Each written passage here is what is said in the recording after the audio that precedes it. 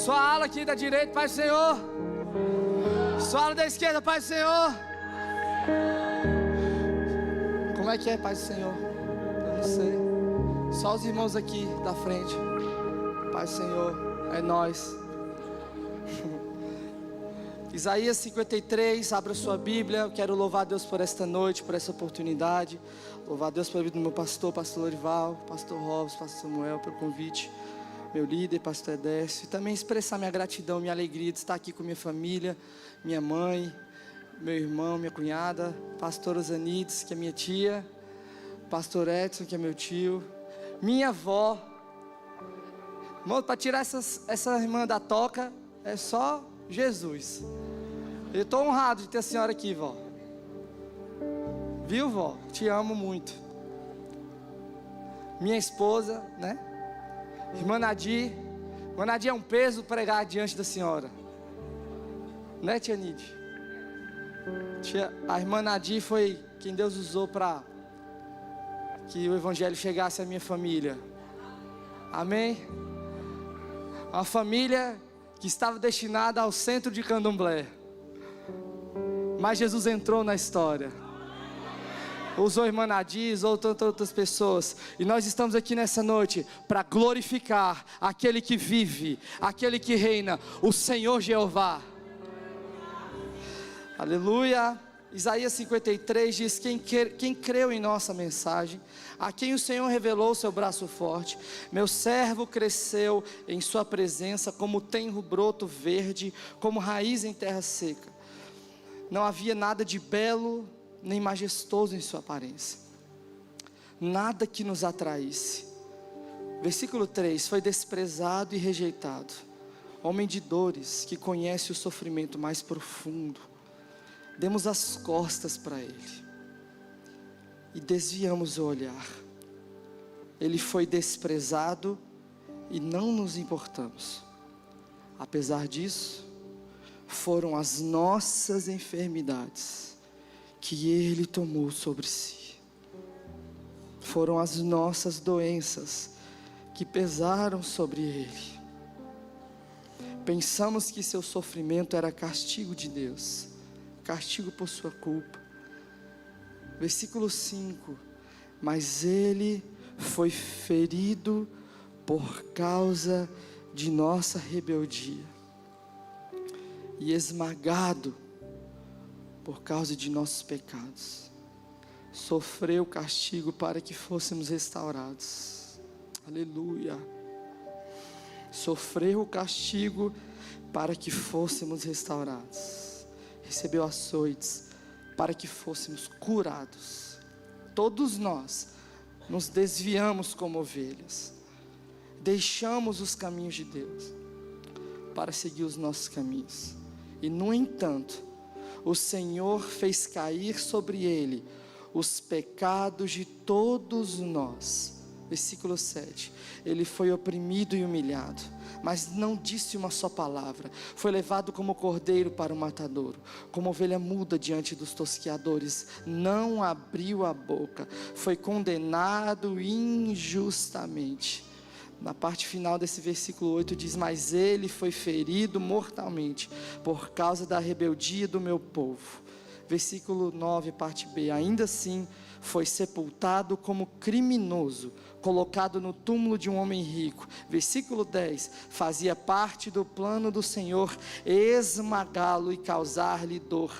Quando, porém, sua vida for entregue como oferta pelo pecado, ele terá muitos descendentes, terá vida longa, e o plano do Senhor prosperará em suas mãos. Quando ele vir tudo o que resultar de sua angústia, ficará satisfeito, e por causa de tudo que meu servo justo passou, ele fará que muitos sejam considerados justos, pois levará sobre si o pecado deles, e eu lhes darei as honras de um soldado vitorioso, pois ele se expôs à morte, foi contado entre os rebeldes, levou sobre si a culpa de muitos e intercedeu pelos pecadores. Tome seu assento nessa noite, eu vou ser bem breve. Nesta noite nós vamos falar sobre a cruz. Repita: a cruz. Mais forte, a cruz está vazia. Vou repetir. A cruz está vazia. Agora começaram a entender. Vou repetir. A cruz está vazia. Não há um Cristo pregado lá, irmãos. A cruz está. Quantos glorificam a Jesus nessa noite? C.S. Lewis diz que ou Jesus era um mentiroso, ou ele era um louco, ou ele de fato era Deus. Ele seria mentiroso se tudo que ele pregou não acontecesse. Ele seria louco se tudo que ele pregou fosse só da cabeça dele. Mas se o que ele pregou aconteceu, então ele de fato é Deus. Qual é a sua escolha nesta noite? Considerar Jesus como mentiroso, como louco ou como Deus? Nessa noite nós vamos falar sobre Jesus. Nós lemos uma passagem profética que revela o sofrimento de Cristo. E eu gostaria de passar um pouco para vocês o que Cristo passou na cruz por nós. Para justificar uma pergunta nesta noite: por que celebrar? Por que se alegrar em meio a um cenário tão caótico que a nossa sociedade vive? E a resposta é por causa da revelação de quem Cristo é. Não há sentido nós falarmos sobre celebração, sobre alegrar-se, sobre exaltar o nome de Jesus com júbilo, se não há motivos para celebrar. Mas eu vou justificar para você nesta noite que o profeta Abacuque diz no capítulo 3: ainda que a figueira não floresça, nem haja fruto na vide, todavia eu me alegrarei no Senhor. Não é pelo que Ele faz, não é por aquilo que Ele já fez, nem por aquilo que Ele fará, mas é por causa de quem Ele é. Nós temos motivos de nos alegrar nesta noite. Aleluia! Eu gostaria de... O profeta Oséias, no capítulo 6, ele faz uma declaração. No versículo 3, muitos conhecem, diz: conheçamos e prossigamos em conhecer ao Senhor. Isso é um ato contínuo. Conheçamos e prossigamos em conhecer ao Senhor. Meu intuito nesta noite, como mensageiro do Senhor para você, para mim, que este versículo se faça real. Muito provavelmente você já conheceu, mas o que o profeta diz, que eu preciso prosseguir em conhecer ao Senhor. Amém? Quantos estão comigo? Mateus capítulo 26, versículo 36, diz, se você quiser abrir sua Bíblia, Mateus 26. Jesus, logo após a última ceia, aqui, ele foi a um lugar conhecido pelos discípulos, um monte, chamado Monte das Oliveiras, e neste monte havia um espaço, um jardim, chamado Getsêmani. Versículo 36 diz: então Jesus foi com eles a um lugar chamado Getsêmani e disse: sentem-se aqui, enquanto vou ali orar. Getsêmani significa prensa de azeite. Por isso que localizava-se no Monte das Oliveiras, Monte das Olivas, das azeitonas. E o que a azeitona produz? O que, irmãos? Azeite. Só que o processo de fabricação do azeite é um processo onde a azeitona, quando está no momento certo, ela é prensada, esmagada. E quando ela é prensada, é extraído o óleo. Interessante. A última noite de Jesus na terra, como homem, ele estava no lugar da prensa de azeite. Por quê? Porque ele haveria de cumprir que o profeta Isaías disse: ao Senhor, versículo 10, fazia parte do plano do Senhor esmagá-lo. Fazia parte do plano do Senhor lhe causar dor. Qual era a função do óleo naquele tempo? O óleo tinha a função de cura. Naquela época as pessoas usavam o óleo para amolecer as feridas e para purificar as feridas. Quero dizer para você nessa noite que Jesus foi para o Getsemane para ser prensado e para que o óleo dele pudesse trazer cura para as nossas vidas. Aleluia. Versículo 37, levou consigo Pedro e os 2 filhos de Zebedeu, e começou a ficar triste e angustiado. Outra versão vai dizer que Jesus começou a entristecer-se e a angustiar-se muito. E depois do versículo 38 diz: a minha alma está cheia de tristeza até a morte. Em Marcos, a mesma referência, no capítulo 14, vai dizer que começou a ter pavor e a angustiar-se. E no versículo 34 diz: minha alma está profundamente triste até a morte. Há um médico cirurgião que estudou a anatomia e a fisiologia da morte física de Jesus. E ele disse o que está nesta imagem que você pode ver: o terror, o susto, a angústia terrível de sentir-se carregando todos os pecados dos homens devem ter esmagado Jesus.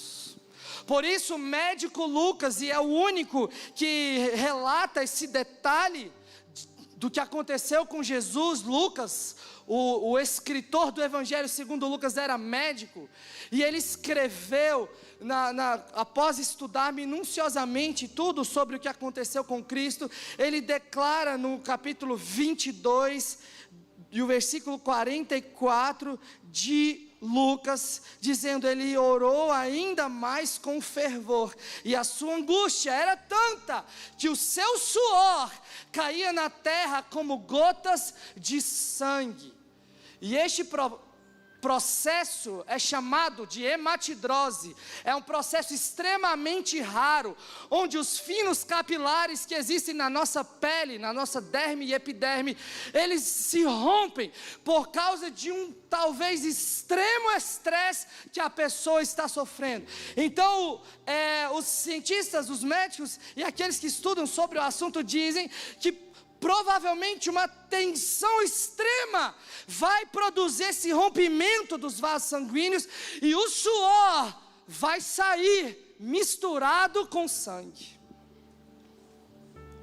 E por que essa condição é rara?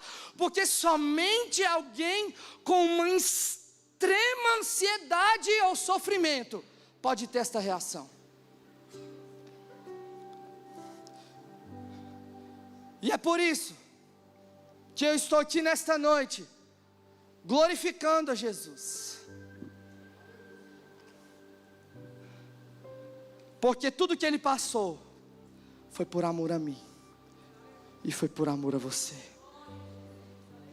Jesus estava sob intenso estresse, Jesus estava sob intensa agonia, porque todos os nossos pecados seriam colocados sobre ele. Logo depois chega Judas. Chega quem, irmãos? Chega quem, irmãos? Chega Judas com alguns soldados romanos e outros guardas do templo. E eles vão ao encontro de Jesus.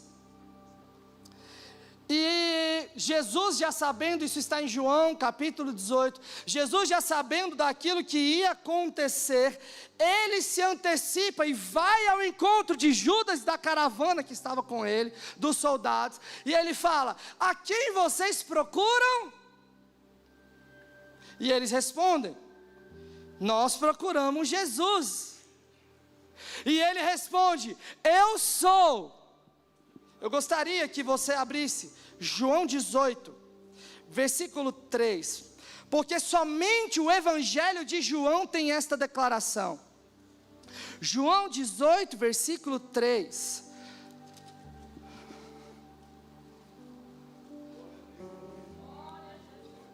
Somente o Evangelho de João traz esse detalhe para nós. João 18, versículo 3. Versículo 4, irmão. Jesus, sabendo de tudo que ia acontecer, foi ao encontro deles e perguntou: a quem vocês procuram? E eles responderam: a Jesus o Nazareno, responderam. E Jesus respondeu: sou eu. Versículo 6. Está comigo aí? Na sua Bíblia? Quando Jesus disse: sou eu, todos recuaram e caíram para trás no chão. Por quê, irmãos? Porque quando eles chegaram e perguntaram: nós procuramos Jesus, e Jesus responde: sou eu. Ele não falou como eu estou falando, sou eu sou. Ele falou quando, da mesma forma como Moisés chegou lá diante do Senhor, lá em Êxodo capítulo 3, falou: Senhor, como é que eu vou liderar todo esse povo? Como é que eu vou chegar a Faraó e falar para o Senhor libertar eles? E aí Deus responde a Moisés: Moisés, diga a Faraó, o eu sou te mandou a ele para que liberte o meu povo. Quem é esse eu sou que o Senhor declara? É o mesmo eu sou que está lá no salmista, o Salmo de número 46, onde declara: Deus é o nosso refúgio e a nossa fortaleza, o nosso socorro bem presente na tribulação. E aí no versículo 10 o salmista diz: aquietai-vos e sabei que eu sou Deus. Quando o eu sou é declarado por Jesus, irmão, não era o homem, agora era o Deus, o Criador do universo. Então eles se recuaram e caíram no chão. Pode dizer amém? Mais uma vez, versículo 7 de João 18. Mais uma vez ele perguntou: a quem vocês procuram? E aí, novamente eles responderam. Eu creio que Jesus permitiu eles sacudirem a poeira ali, porque foi uma queda violenta. Jesus permitiu eles se levantarem. Eu acho que Jesus até estendeu a mão para algum deles para levantar. Falou: vocês estão procurando quem mesmo? E eles falam: Jesus de Nazaré. E aí Jesus responde, e novamente eles responderam a Jesus do Nazareno. Versículo 8: já lhes disse que sou eu. E aí neste momento Jesus então é preso por estes soldados e levado para ser julgado por Pilatos, governador da Judeia à época. Depois de Pilatos vai ao rei Herodes, depois volta para Pilatos, e Pilatos então dá uma sentença, influenciado pela multidão e pelas pessoas que haviam naquela época. Pilatos então manda que Jesus fosse flagelado. O processo da flagelação recebia esse nome por causa de um instrumento chamado flagelo. O flagelo era um chicote que possuía diversas tiras de couro, e cada ponta de cada uma dessas tiras possuía pedras maciças de aço ou de algum outro metal, e possuía também pedaços de ossos extremamente pontiagudos. E a cada momento em que um golpe era proferido contra o acusado, esses pedaços de ossos rasgavam a pele do que estava sendo chicoteado. E Jesus não recebeu uma, Jesus não recebeu duas, Jesus não recebeu 3, Jesus recebeu 40 açoites. Cada açoite proferia diversas feridas no corpo físico de Jesus.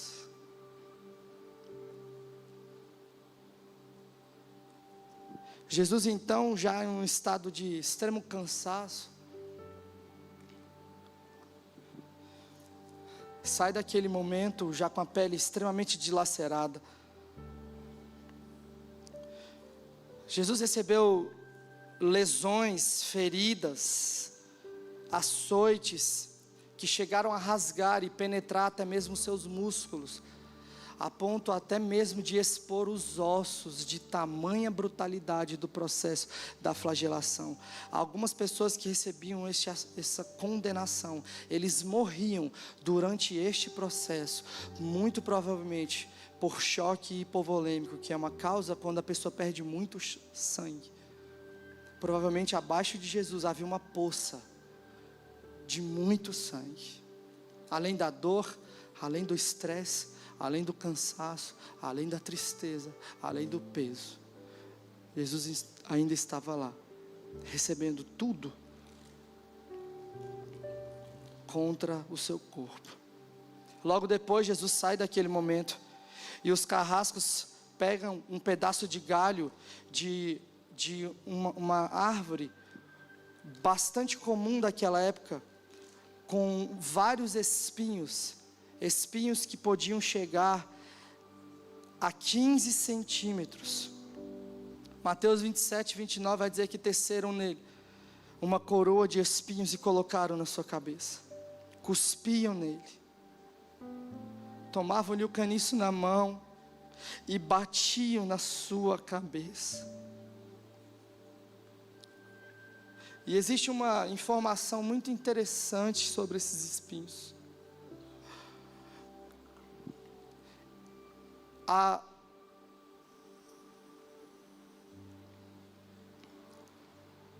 O galho,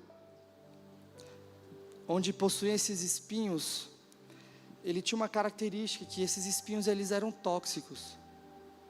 Então cada vez que o espinho entrava em contato com a corrente sanguínea, levava uma dor imensa sobre a cabeça de Jesus.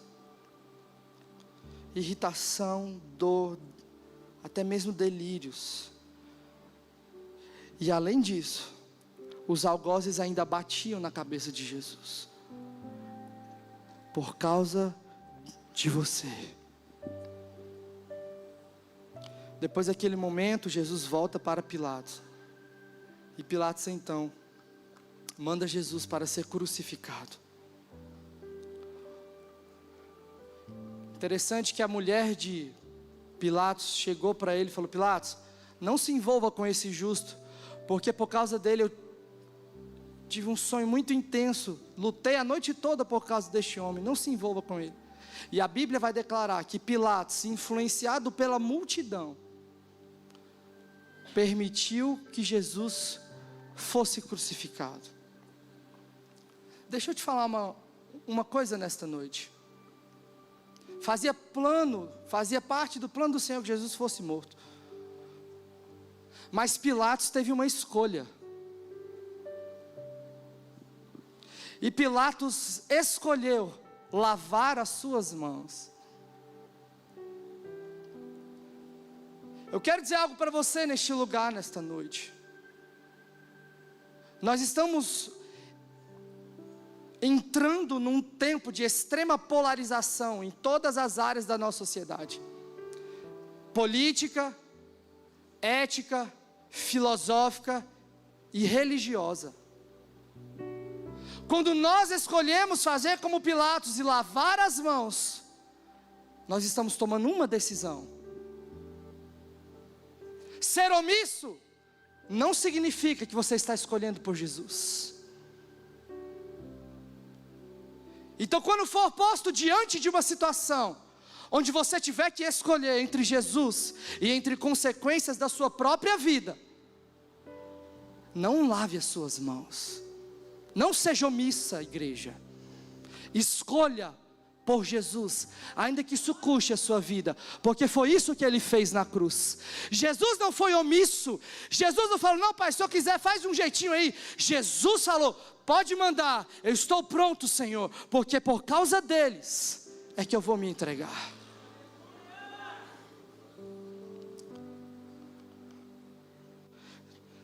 Depois Jesus pega a cruz que não era dele. Nós sabemos que a cruz era de... Vocês esqueceram dessa parte da aula da escola dominical? Barrabás, diga Barrabás. A cruz era de quem? Irmãos, o processo da crucificação envolvia, um dia antes, o condenado, o prisioneiro, ele era medido, para que fossem feitos buracos na cruz, para que facilitasse a entrada dos pregos. A crucificação não era um tipo de morte que foi exclusivo de Jesus, até porque haviam 2 pessoas ao lado de Jesus, vocês sabem disso, né? Dá para ver aqui até na imagem. A crucificação era um tipo de morte exclusiva para pessoas revolucionárias que se levantavam contra o governo e eram também homicidas. Barrabás foi uma pessoa como essa. Ele se levantou contra o governo e ele matou várias pessoas de uma revolução. Então ele foi condenado para a cruz. Só que anatomicamente, fisiologicamente, Barrabás, ele tinha um corpo maior que o de Jesus. Então a cruz que foi medida com os braços de Barrabás estava muito maior do que os braços do meu Jesus. Então no momento em que ele é colocado na cruz, para que o local exato do furo pudesse alcançar o carpo de Jesus, os ossos aqui do punho, que são chamados de carpo, foi necessário que os soldados esticassem o braço dele, causando uma luxação no seu ombro e uma intensa dor, por causa de mim e por causa de você. E sabe o que é interessante? Sabe o que significa o nome Barrabás? Barrabás significa filho do Pai. Porque Jesus não foi condenado na cruz medida para ele. Jesus foi condenado na cruz que era do Estevão. Jesus foi condenado na cruz que era tua. E por causa do que ele fez, eu agora posso ser chamado de filho do Pai.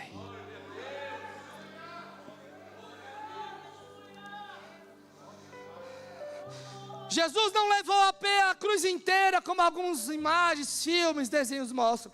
Jesus levou apenas a parte horizontal da cruz, que pesava por volta de 40 a 60 quilos. A estaca vertical já estava lá no monte do Gólgota, que significa lugar de caveira. E Jesus teve que percorrer uma média de 600 metros. Mas uma coisa é eu percorrer 600 metros tranquilo, saudável, alimentado. Outra coisa é eu andar 600 metros com uma cruz pesada nos meus ombros. É eu percorrer um caminho desse sem comer, sem beber, sem dormir, sem se alimentar, com o corpo todo dilacerado. Jesus teve que percorrer todo esse caminho. Jesus sofreu um imenso abuso físico e mental, além da falta de sono, da falta de comida, da falta de água, que o desgastaram até o limite do seu corpo físico. Então Jesus chega ao Monte Gólgota. Os soldados pegam Jesus e pregam ele na cruz, pregos que atravessaram as suas mãos e os seus pés. Esse é um estudo feito por esse médico cirurgião. Os pregos não ficaram na palma das mãos, porque os metacarpos, que são os ossos que temos nas palmas das mãos, não segurariam o peso do corpo de Jesus. Muito provavelmente, os pregos foram fixados no carpo de Jesus, porque há muitos ossículos ali que conseguem segurar. E além disso, ali passa um nervo que, à medida em que os pregos entraram nas mãos de Jesus, ele sentiu ainda uma dor muito maior do que ele já estava sentindo. Jesus estava com o corpo todo esticado. Jesus sentia dores extremas. Jesus estava sangrando. Então de repente a cruz é erguida. A crucificação era um processo que durava por volta de 3 a 4 dias.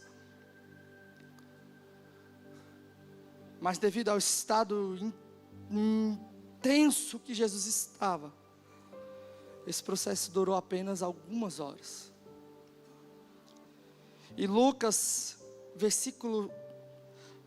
o Evangelho de Lucas, capítulo 23, versículo 44, vai nos trazer que já era cerca de meio-dia. e a escuridão cobria toda a terra até as 3 horas da tarde. Sabe o que é interessante? Quando o Criador do universo está na cruz, o sol se recusa a brilhar. Na hora em que o sol é mais intenso, que é meio-dia, a Bíblia diz que houve trevas de meio-dia às 3 da tarde. Sabe por quê?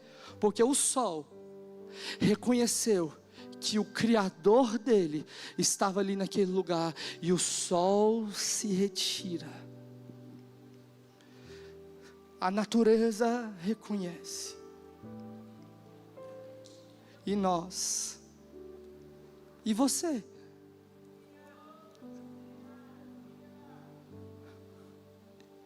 E você, irmão?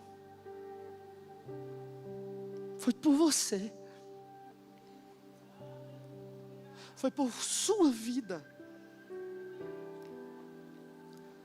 Há um pregador que diz que o destino daqueles que haveriam de morrer, se não fosse por Jesus, seria como se no inferno tivesse um imã muito grande, mas muito grande, e cada um de nós tivéssemos um pêndulo de aço, e a partir do momento que nós morrêssemos, seríamos imediatamente atraídos para o inferno. Mas Jesus entrou na história. Eu quero perguntar: você tem motivos para glorificar o nome de Jesus neste lugar? Arabacanda, Arabachai. E então, por volta das 3 horas, estava escuro, e o meu Jesus diz: Eli, Eli, lama sabachthani, que diz: Deus meu, por que me abandonaste? O Pai se vira, porque só tem uma coisa que nos afasta do amor do Pai: os nossos pecados. Então naquele momento não era o Filho, não era o Deus vivo, não era o Verbo. Naquele momento o Pai olha e vê o meu pecado naquela cruz. Então o Pai se vira, e o próprio Cristo fala: não, Senhor, eu posso perder tudo, eu posso perder minha carne, eu estou cansado, eu não tenho mais força, eu não aguento mais. Deus meu, por que me abandonaste? Porque ele precisava cumprir. Ele precisava cumprir o propósito que ele tinha. Se ele não fosse até o fim, eu jamais poderia entrar nesta casa e declarar que ele vive.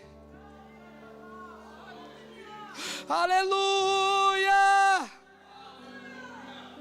Então houve um terremoto, e a Bíblia diz que além da escuridão, houve um terremoto dentro do santuário do tabernáculo, e o véu do templo se rasgou de alto a baixo. Por quê? Para declarar que o acesso que era antes proibido, agora estava aberto para nós. O acesso à presença de Deus, o acesso ao Pai. E aí, irmãos, sabe o que acontece? Passa um dia, Jesus é colocado no túmulo de José de Arimateia, um homem rico. E a Bíblia diz que no primeiro dia da semana, domingo, Maria vai lá ao túmulo. Lucas 24, versículo 1 diz: no primeiro dia da semana, bem cedo, as mulheres foram ao túmulo levando as especiarias que haviam preparado, e viram que a pedra tinha sido afastada da entrada.